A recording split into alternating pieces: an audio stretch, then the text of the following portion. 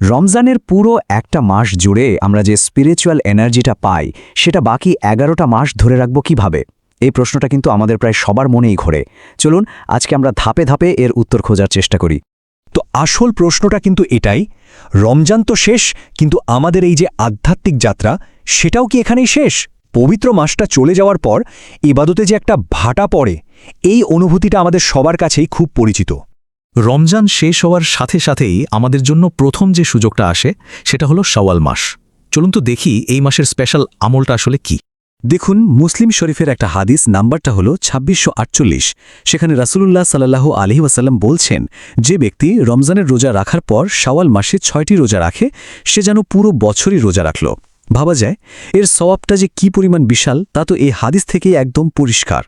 আচ্ছা, এই ৬টা রোজা রাখার কয়েকটা নিয়ম কিন্তু আমাদের জেনে রাখা ভালো। এগুলো আপনি টানা রাখতে পারেন, আবার ভেঙে ভেঙে আলাদা দিনেও রাখতে পারেন। তবে সবচেয়ে জরুরি যে বিষয়টা মাথায় রাখতে হবে সেটা হলো, রমজানের কোনো কাজা রোজা যদি বাকি থাকে অবশ্যই আগে সেটা পূরণ করতে হবে।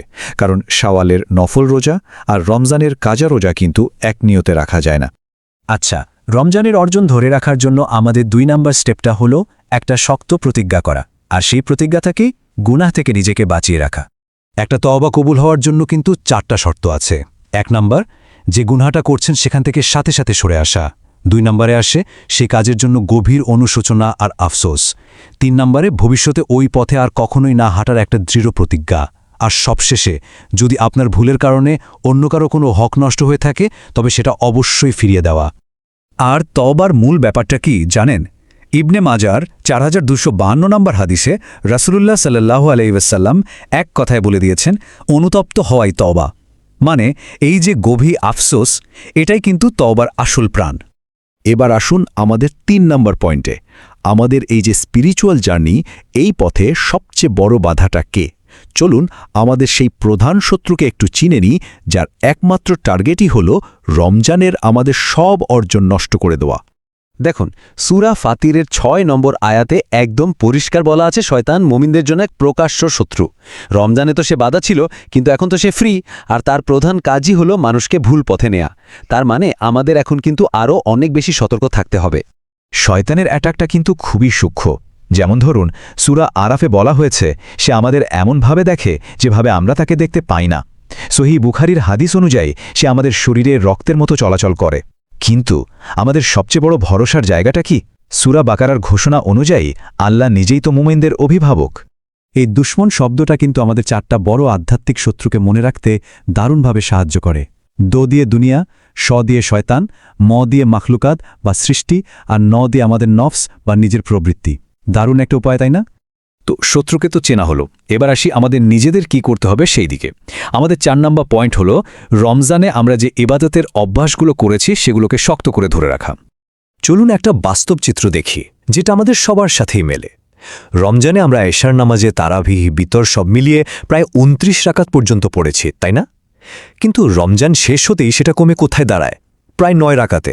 এই যে ধারাবাহিকতা, এটাই ধরে রাখা কিন্তু আসল চ্যালেঞ্জ।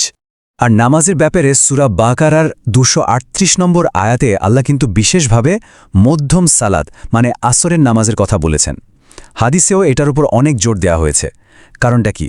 কারণ দিনের ব্যস্ততার কারণে বা একটু আরাম করার জন্য এই নামাজটা মিস হওয়ার চান্স কিন্তু সবচেয়ে বেশি থাকে। আচ্ছা, নামাজের পর আমাদের ৫ নম্বর যে অভ্যাসটা ধরে রাখতে হবে সেটা হলো কোরআনের সাথে আমাদের কানেকশনটা ঠিক রাখা, মানে প্রতিদিন কোরআন তেলাওয়াত করা। একবার চিন্তা করে দেখুন তো, সূরা ফুরকানের ৩০ নম্বর আয়াতে কি বলা হয়েছে? শেষ বিচারের দিনে রাসূল সাল্লাল্লাহু আলাইহি সাল্লাম আল্লাহর কাছে অভিযোগ করবেন যে, হে আমার রব, আমার উম্মত এই কোরআনকে পরিত্যক্ত বানিয়ে ফেলেছিল।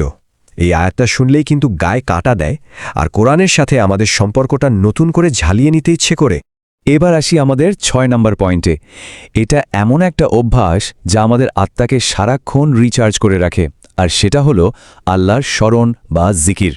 রমজানে আমাদের মুখ যেমন সারাক্ষণ আল্লাহর স্মরণে ব্যস্ত ছিল, সেই অভ্যাসটাই কিন্তু বছর জুড়ে ধরে রাখতে হবে। সূরা বাকারার ১৫২ নম্বর আয়াতে আল্লাহ কি অসাধারণ একটা প্রমিস করেছেন দেখুন, তোমরা আমাকে স্মরণ করো, আমিও তোমাদেরকে স্মরণ করব। চিন্তা করুন, হাদিসে কুদসিতে তো আরও বলা হয়েছে, আমরা যখন কোনো সাধারণ মজলিসে আল্লাহকে স্মরণ করি, তিনি এর চেয়েও অনেক উত্তম একটা মজলিসে আমাদের নিয়ে আলোচনা করেন।